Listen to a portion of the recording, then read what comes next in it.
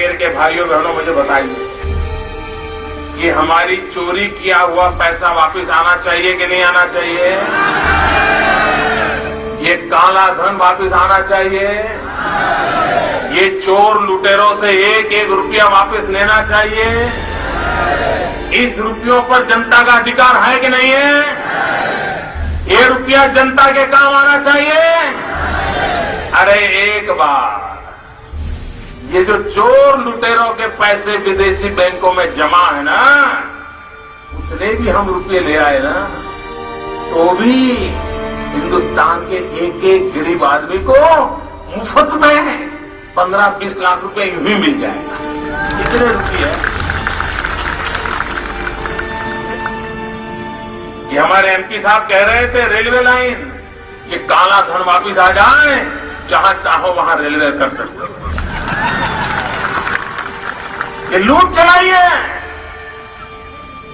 और बेशर्म होकर के कहते हैं सरकार आप चलाते हो और पूछते मोदी को कि कैसे लाए। जिस दिन भारतीय जनता पार्टी को मौका मिलेगा, एक एक पाई हिंदुस्तान की वापस लाई जाएगी और हिंदुस्तान के गरीबों के लिए काम लाई जाएगी। ये जनता के पैसे हैं, गरीब के पैसे हैं। हमारा किसान खेत में मजदूरी करता है, उससे निकला हुआ धन है, वो धन पर हिंदुस्तान का अधिकार है, हिंदुस्तान के कोटि कोटि गरीबों का अधिकार है और उनको वो धन मिलना चाहिए। ये हम संकल्प करते हैं।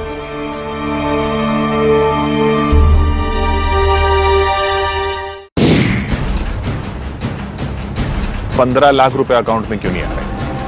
देखिए, ये जुमला है, ये भाषण देने का एक तरीका है, एक जुमला है। सबसे बड़ा सवाल यही है, पीएम बनने के बाद काले धन के आंकड़े कैसे भूल गए मोदी, और क्या रेडियो पर मन की बात करने से वापस आ जाएगा काला धन? भाइयों बहनों, मैंने सिर्फ देश से 50 दिन मांगे हैं, 50 दिन। 30 दिसंबर तक मुझे मौका दीजिए मेरे भाइयों बहनों।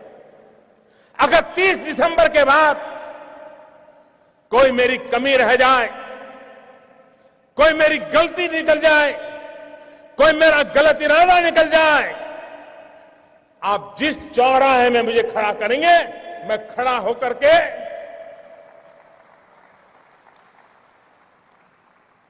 देश जो सजा करेगा वो सजा भुगतने के लिए तैयार हूं।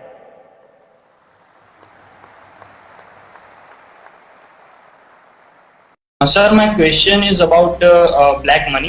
आप जानते हैं कि ब्लैक मनी बहुत बड़ा इश्यू बन चुका है, तो मैं पूछना चाहता हूं कि सेंट्रल गवर्नमेंट को क्या करना चाहिए ब्लैक मनी को वापस लाने के लिए, या फिर मतलब उस इश्यू के बारे में, और वो क्यों इस इश्यू को लेकर कुछ रिएक्ट नहीं कर पा रही है?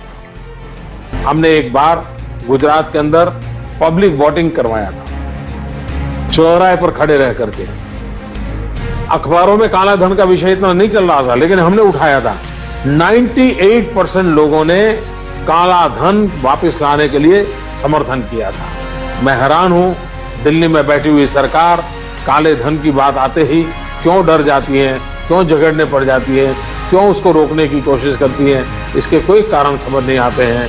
लेकिन भाइयों बहनों, कभी न कोई भारत माँ का लाल आएगा, मुझे भरोसा है। तो कभी न कभी कोई भारत माँ का लाल आएगा और ये काला धन हिंदुस्तान की धरती पर वापस आएगा। आपकी पार्टी काले धन पे बहुत बात करती है, लेकिन जो स्वर आते हैं, जैसे बाबा रामदेव ने कहा कि अगर काला धन आ गया तो टैक्स नहीं देना पड़ेगा। राम जेठमलानी हालांकि आपकी पार्टी में नहीं है, लेकिन उन्होंने कहा कि अगर काला धन आ गया तो हर हिंदुस्तानी को एक मारुति कार मिल जाएगी। क्या वाकई काला धन है? क्या वाकई उसको विदेश से लाया जा सकता है, या ऐसा तो नहीं कि आप ऐसी उम्मीद जगा रहे हैं जो पूरी ना हो? एक बात तो सारे देश में चर्चा है कि भाई विदेशी बैंकों में हिंदुस्तान का पैसा है, और बाय एंड लार्ज उसमें कोई डिस्प्यूट नहीं है। अब ये जानकारियां सरकार के पास हैं, हम सरकार में नहीं हैं। जो सरकार में है वो इसका जवाब देते नहीं है। तो हमारा स्टैंड ये है कि जब हम सरकार में आएंगे तो हमारी ये प्रायोरिटी रहेगी कि दूध का दूध पानी का पानी करेंगे। अगर मानो नहीं है तो भी ये हवाबाजी बंद हो जाएगी, और अगर है तो हम लाएंगे। किसी का अनुमान है कि इतने लाख करोड़ है, किसी का अनुमान है इतने हजार करोड़ है, तो ये अलग अलग लोगों के अलग अलग इंफॉर्मेशन चैनल है। अधिकृत जब सरकार में हम बैठेंगे तो अधिकृत जानकारियां मिलेगी। दूसरा, ये विषय तो है, इसको तो कोई इनकार नहीं कर सकता। छोटा है, बड़ा है, मतभेद हो सकता है, लेकिन एक बार देश हित में ये क्लियर होना जरूरी है। अब इसके लिए लीगल टीम की जरूरत पड़े, इंटरनेशनल रिलेशन को जानकार की टीम पड़े, इंटरनेशनल लॉ को जानना, ऐसे लोग बैठेंगे, फ्रेमवर्क तय करना पड़ेगा। हो सके तो विदेशों से संधि करनी पड़ेगी ताकि वो अपनी बातें हमारे सामने डिस्क्लोज करें। तो उसके जितने पहलू, और ये आशा क्यों जगी है कि दुनिया के कई देशों ने अपने कानून बदले हैं और इसका लाभ हिंदुस्तान ने लेना चाहिए, उसमें से आया।